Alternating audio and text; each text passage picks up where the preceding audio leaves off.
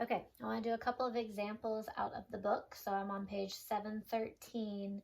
We're going to start with numbers 4 and 5, and I tried to sketch the graph out. I know they're not perfect, but look at the book. What we're trying to do is we're trying to determine whether the function is periodic or not. So if it's not periodic, we just say not periodic, move on. If it is periodic, then we actually have to find the period.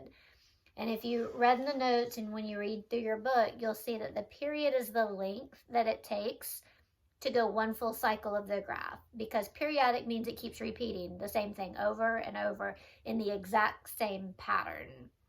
So let's look at number 4. Number 4 shows us a graph that kind of does the same thing. It goes up and down, up and down, up and down. But the idea is that if I were to cut this part of the graph and shift it over, does it match that part? And the answer is no.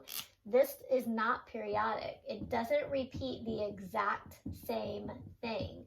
The y values are not the same as you go further and further.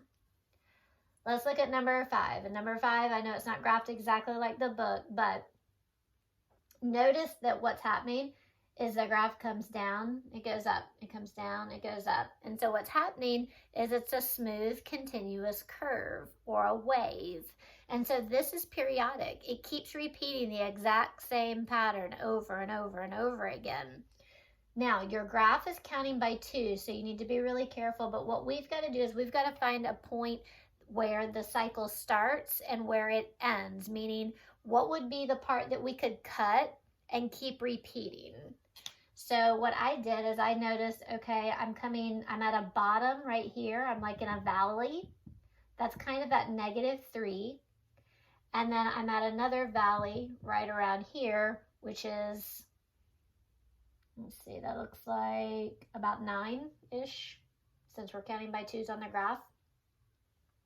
So that would mean that the period goes all the way from -3 to 9. That's a length of 12, meaning every 12 units, this graph does the exact same thing. So we could cut this part of the graph and move it to the left and to the right, and every 12 units, it repeats the exact same pattern. Now, flip over to page 714. Let's look at 10 and 11.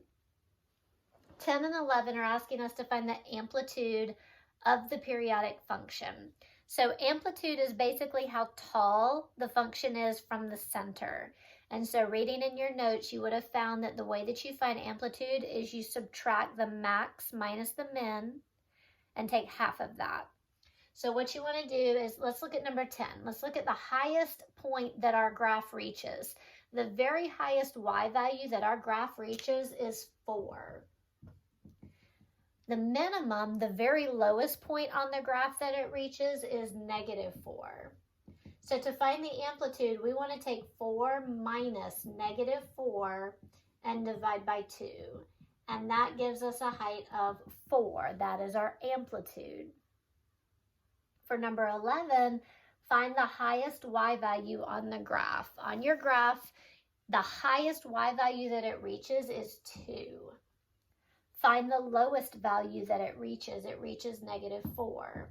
So for the amplitude, we want to take 2 minus -4 and divide by 2, and that gives us an amplitude of 3. And so that would be the height of that particular function.